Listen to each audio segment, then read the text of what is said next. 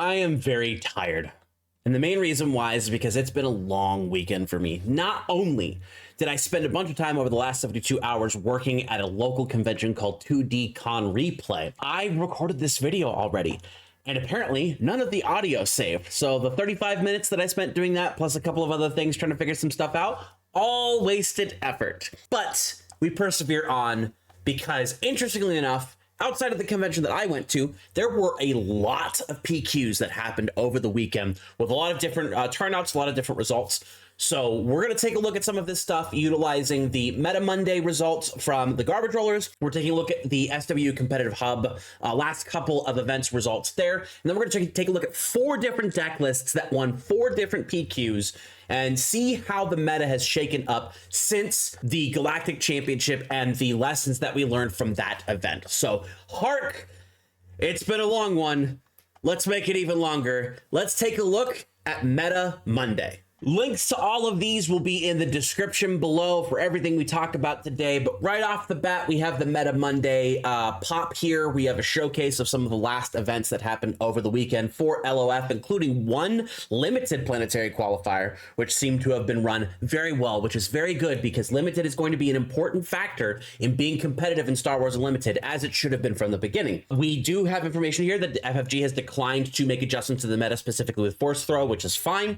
So we're in a relatively stable meta unless somebody finds out something cool to do stuff with. There's 2 decks here that they specifically pop up. We're actually going to talk about one of these here in a minute towards the end of this video, but we do have the actual meta snapshot itself, which is as follows. We have our 5 sections: aggro burn, tempo, mid-range, tall ramp, and control combo. And in our aggro burn, my tier, we still have Sabine Green, whatever form you choose to do that, base, ECL, or Data Vault. We have Vader 4 yellow, which is traditionally the 30 health base. And we have the Boba Fett 4, usually Data Vault, but can also run regular green base. These things are fast, they pump out damage, but they can be stopped by things that are designed to knock out their units very quickly while maintaining the advantage of having the board presence, such as our Tempo tier, which is, of course, Mother Talzin red and Quinlan Tarkentown red. Our primary force-using decks with one more coming up here in a minute, 2 more technically coming up here in a minute. We know what these do. They're designed to edge out micro advantages based upon having the force and using it to gain cards, to defeat units, to give -1/-1, to gain some bonuses, all the different things that the force has done with other decks that we know of. Tempo is Talzin red, Quinlan Tarkentown. Quinlan Tarkentown is a deck that's basically never going to die until Quinlan himself rotates out. Basically same as Sabine. But moving on to mid-range, we have our Han 2 blue. That's the force deck everybody knows and everybody's expecting to win the Galactic Championship. And as we know, pretty sure it was Talzin red. Ended up actually edging out the rest of the competition because I'm pretty sure the finals was Talzin red versus Kylo Ren Tarkentown, which we'll talk about later. But we do still have Cad Tarkentown, very similar deck to Quinlan Tarkentown, trying to edge out those micro advantages with the damage, but instead of doing it with force, you're doing it with underworld units. We have Han 2 green. I'm a little dubious of this remaining on the mid-range list, on this remaining the meta list, but they believe it's there, so this is their list. This is what we're going off of. And then we have Anakin blue, previously a more control style deck utilizing stuff like Colossus, so you can leverage Anakin's ability to do the extra damage with your units. This time, instead, it's actually Anakin Force base running most of the same stuff as Han 2 does, rather than trying to get your units out earlier. You're trying to leverage the damage that Anakin is doing with the +2 and then flipping out with extra damage on your base to be able to have Anakin either eliminate something or just do a big hit to the opponent's base. Tall ramp, we have Kira Green, ECL, Data Vault, whatever. Kira Green has fallen off a lot. I actually made a pretty big misread on the meta, thinking that Kira was going to be the top end, and even the person who is the top end Kira player chose not to play Kira, which is very interesting to me, despite the fact that blue-green still, to me, one of the strongest color combinations in villainy, and it's just very tough to deal with. Palpatine yellow here, a deck that I absolutely despise, stealing opponents' units to be able to use it for your own benefits. I understand why it exists. It doesn't mean I have to like it, and I don't like it, and it's bad. We have Kylo Ren, usually ECL here, but sometimes Data Vault, trying to leverage the Darth Vader play, much like the Kira deck does, except you can do it in Kylo and not feel as bad running Kira, because Kira is Kira. And then in our control combo tier, we only have one deck, and that is that Kylo Ren, generally Tarkin Town, to try to leverage your combo pieces to get your Kylo Ren out to have a massive hit after he drops. Not as quick as the Kylo Yellow, but still very combo based, much like that deck is. I'm running Kylo Yellow. So there that is. We do have the tournament page here with results, all kinds of other things. Now, I normally only cover PQs that have an attendance level that is at or around or above the halfway point for the maximum amount of players that are allowed in any given event. So the cap for PQs is 128. We do have 128 PQ here, which was the limited one. I believe the LA one, no, the Winnetka one was 113, but that's pretty close. Some of these that have only like 36 or 40 or 45 or 52, I'm not saying they don't have value. I'm saying that there's not enough significance to them for the most part to get any true meaning out of it, because the players aren't playing the same amount of rounds or the same amount of decks as they would in places that have those higher levels. I believe there is at least one deck I'll showcase here, but this list is here. The link in the description will be there below. Not too much. There's a lot of different things, but not too many things that are actually really bumping the meta outside of maybe the Poe Dameron Data Vault deck, which we'll talk about here later. But we do have Snoke Blue Force winning the Planetary Qualifier in Limited out in Illinois, which is pretty cool there. So our first deck here that ended up winning the France PQ at 83 people is Anakin Skywalker's Shadowed Undercity. You're going to see a lot of things here that match what Han 2 Blue does, because it's effectively the same deck, but with some interesting and actually really good changes. So we have the 3 Adigalia, 3 Anakin Champion of Mortis, 3 Cassian Andor, 3 Itinerant Warrior, 3 Ki-Adi-Mundi, 3 Luke Skywalker, normal things you're going to see. We have 3 copies of Marin Alone with the Dead. This is actually a very good combo piece for Anakin Skywalker, because you can leverage that attack with Marin as a 2/5 for 3, making her a 4/5, but also discarding a card to deal 2 damage. So you can end up actually decimating a 6 health unit with 1 attack, spending a card from hand and 2 health on your base in order to be able to do that. I think that's a great combo, much like Secretive Sage is, because it's force, it has the shield, it can do extra work with those units that you would be attacking with Anakin's ability, making the Secretive Sage a 4/2, which is pretty good. We've got 3 Yaddle, 2 Chirrut, 2 Owen, 1 Ezra, and 1 Crate Dragon. 3 Jedi Starfighters. This is kind of your pseudo space killer, because the Jedi Starfighter itself is a 1/4 at 2 on attack, deals a damage to a space unit. So attacking with the Anakin ability, you're actually dealing 4 total damage to said space unit, or 3 pinging a shield, which can also be very good.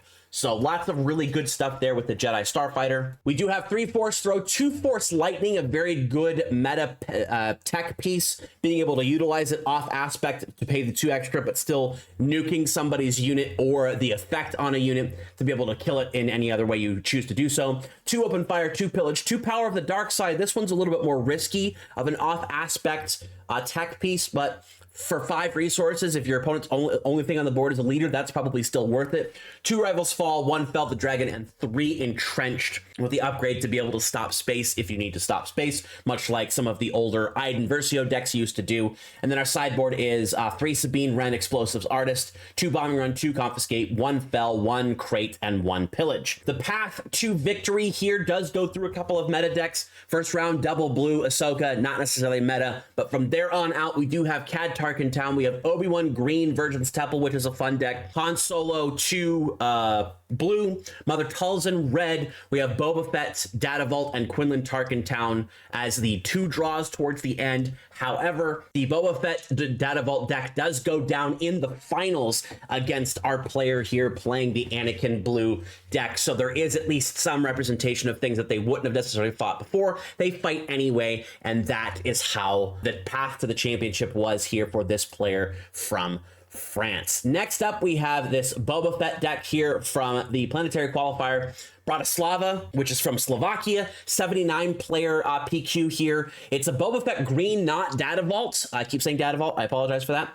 We do have 3 copies of the Allegiant General Pride for that extra indirect damage. We have 3 copies of the Set 2 Maul, which does Overwhelm and Ambush. 2 copies of Darth Vader Scourge of Squadrons for pilot stuff. 2 copies of HK-47 to get that extra damage when you're defeating units, and 1 Reckless Gunslinger to be able to do an additional damage to bases. And then our space package is 3 Devastator, 3 Droid Platform, 3 Fett's Fire Spray, the 4-cost one, 3 Ruthless Raiders, 3 TIE Bombers, 2 IG-2000s, 2 Strike Ships, 2 Von Regs TIE Fighters, 1 Disabling Fang Fighter, and 1 MC-30 Assault Frigate, and 3 Dornian Gunships, which is a great combo for Boba Fett because you deal indirect damage equal to the number of vehicle units you control. This is a very heavy vehicle deck. And if you happen to have Devastator on the board, you get to choose where that damage goes. In terms of events, we have 3 Opening Fire, 3 Overwhelming Barrage, 3 Planetary Barrages, 3 Supplies, and 1 Salvage if you need to bring back one of your vehicles. Sideboard, traditional thing, Aggrieved Parliamentium for Kylo, Champ Syndulla for Ramp, Disabling Fang Fighter for upgrades, Palpatine's Return if you need to get back your Vader or your Maul, and then Restock and System Shock for getting stuff back from Mill, and then an additional upgrade defeater thing on non-leader units. The path to victory here does go through mostly meta decks, which is pretty impressive actually. Usually in your first 2 rounds, you can end up with a lot of non-meta slop that you go up against. Having been one of those non-meta slop players, it's not a slight, it's just that's what happens in large events. Going up against Boba Data Vault, winning there. Han, the odd Han Tarkin Town, which is a fun light side space aggro deck. Might want to check that out at some point in time. Managing to 2-0 those. 2-0ing the Kylo Ren Tarkin Town deck. 2-0ing Quinlan Tarkin Town. 2-1 against the Han 2 Blue. 2-1 against Talzin Red, and then the draw here against Cad Tarkin Town, then going and completely knocking out the rest of the players. Don't know what these decks are, but they defeated them. This player defeated them, so was able to, in Slovakia, pick up that win with Boba, any methods necessary to Pocus City. Next up, we have the Emperor Palpatine Pike Palace at the Planetary Qualifier in, it says Charlottetown, PEI in Canada. This was a 26-player event. I don't normally cover these, but this Emperor Palpatine deck, probably something we should showcase so you can know what to be ready for. We have 3 Aura Singh, 3 Bazine, Natal, 3 Contracted Hunter, 3 Darth Vader, 7-drop Ambush, get a unit, 3 ISB agents, 3 reinforcement walkers, 3 super laser technicians, 2 Maul Shadow Collective Visionaries, so that ambush overwhelm, 2 Salacious Crumbs, 3 green Devastators, 10-drop in space, 3 Elite P-38 Starfighters, and 3 Legacy runs, along with 3 Change of Heart, 3 McClunky, 3 Resupply, 3 Sneak Attack, 2 No Good to Me Dead, and 2 Traitorous. In the sideboard, we have 2 Aggrieved Parliamentian, again for Kylo Ren, Confiscate for upgrades, Palpatine's Return to get your big units back if necessary, Relentless to stop your opponent's events, the 3rd copy of Maul Shadow Collective Visionary, and then 1 copy of Waylay if you need to bounce a unit. I'm actually very surprised that this person chose not to have Commandeer. It is one of those things that people choose what they do. Emperor Palpatine's whole goal is to ping their own units, to ping your units and draw cards. With Legacy Run, that's a great combo because you can use that indirect damage, damage from being defeated to be able to do a lot of damage to your opponent's units. And then when you Change of Heart something from their side, you can attack and then sacrifice it so they don't get it back, which is, it's a good play. Don't get me wrong. I just don't like it. But our player here managed to take out 2 Yoda red decks, 1 Darth Vader 4 yellow, 1 Sabine ECL, and then a ID against Avar Kriss Strangled Cliffs. And then taking on 3 more players to go undefeated all the way through, almost undefeated across the entire day, but only losing 3 games total. There is that interesting gameplay there for Emperor Palpatine. And our last deck we're going to talk about, specifically because I know this person. This was a 118-player PQ out in Winnetka, California. If I remember correctly, the store is called Fire and Dice. Used to play Star Wars Destiny there every once in a while. This is Poe Dameron, I Can Fly Anything, Data Vault, piloted by Corwin from friend of the channel Roll On Gaming. There will be a link to the video talking about this event by the 2 people, Kevin and Corwin, in the description below. Please go check that out. Both awesome people, and Corwin gets to give his whole lowdown of what happened at the event, why he did what he did, and how his event specifically went. But we've got Poe Data Vault, so 60 cards in the deck, 3 Cassian Andor, 3 Chewbacca, 3 of each Poe Dameron, and then 2 BB-8s. And then the rest of the deck is space units, 3 Adelphi Patrol Wing, 3 Anakin's Interceptor, 3 2-drop Black 1, 3 Blue Leaders, 3 Disabling Fang Fighters main board, 3 Green Squadron A-Wings, 3 Falcons Get Out and Push, so you can throw 2 pilots on there, 3 Phoenix Squadron A-Wings, 3 Red 5s, 3 Red Squadron Y-Wings, and 3 Sabine's Masterpieces. And then our events are 3 Daring Raid, 3 For a Cause, I believe, 3 Heroic Sacrifice, 2 Trench Run, and then 2 Yoda's Lightsabers to be able to get that extra 3 power and 1 health to your ground units should you need it. Sideboard, 3 Jedi Starfighter, 3 Open Fire, 2 Kit Fisto's Aether Sprite, and 2 Radis. The opponents that Corwin here had to pull through here was a Prey Vizsla Crystal City deck. I believe that's red-blue. Han 2 blue, being able to 2-0 that. Being able to 2-0 2 more Boba Fett Data Vault decks. 2-0ing against the Kazuda red here as well, which is another fast-paced aggro deck, which is quite good there. And then 2 IDs against Sabine Energy Conversion Lab and Quinlan Tarkin Town. And I did look these up earlier, but I forgot, so we're going to look it up again. The quarterfinal match was against Quinlan Tarkin Town, so still had to fight one of those. The semifinal match was against the ID'd Sabine Wren Energy Conversion Lab deck, so he was able to beat that. And then in the finals, beat another Quinlan Tarkin Town deck. 2-1, fantastic there. Again, only losing 3 games across the entire day. Corwin showcasing why he gets it, he knows what's up, and can make some of these off-meta picks in order to be able to provide himself a path to victory that other people are not necessarily prepared for. So once again, please go check out Roll On Gaming's video with the interview with Corwin. He's got a lot of insight, a lot of really cool things involved with that deck. And honestly, that's all the decks that I'm going to be covering. The SWU Competitive Hub is a great location to check out all of these decks and tournament results, which are pulled directly from Melee.gg. Now that deck lists are mandatory for almost every event. And you can see all of these decks that do all of these different things, not just in Planetary Qualifiers, not just in Galactic Championships, but every tournament that they find that actually has a certain amount of people or is considered a showdown or higher, which is pretty cool. Or stuff like Battle of Atlanta 10K Invitational, which is considered a major tournament despite it not being on the official circuit, but we do need more of those types of events. So there it is, coverage of all of that. I want to be honest with you all.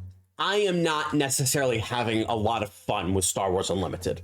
I have gone on record multiple times since all the way back to set 2. It doesn't really feel like a Star Wars game anymore. The Spark of Rebellion meta and the way things shaped out there definitely felt more like Star Wars. Honestly, it might not be a terrible idea potentially to build just a set 1 cube to play that with people in the area, although cube is cope. I do have my Vader 4 yellow deck that I've built. That's probably going to be my deck, competitive deck for the remainder of the history of the game until that Vader rotates or becomes too bad to play. Right now, the thing that Vader is losing the most out on is a couple of units which can be easily replaced, but a lot of the removal things that you're losing, like the Geonosian Patrol Fighter, the Waylay, and there's one other thing that was really helpful, Sanctioner Shuttle. So hopefully that we can get a couple of things that replace that in either green or yellow to make that super fun, or potentially we just switch to a different color that has that available to us.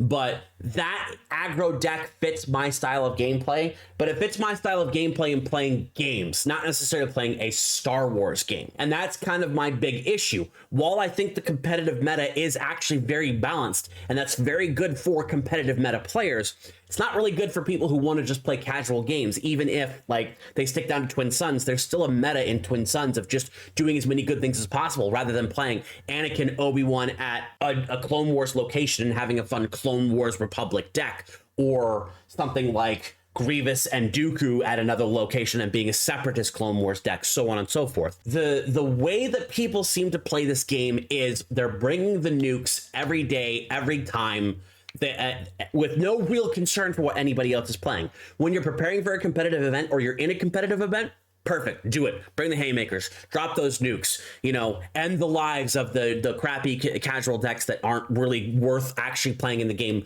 even outside of competitive events, the way that people choose to play this game. But when you go to a local and it's a pack per win, and you get a pack regardless of how many wins you get, or how many losses you get, excuse me, if you go 0-3, whatever the case may be, I was hoping one of the things that would happen was Trilogy would pop off and let those casual players who want to just play the fun stuff build their decks, but people are still building hyper competitive decks and going as hard as they can in Trilogy.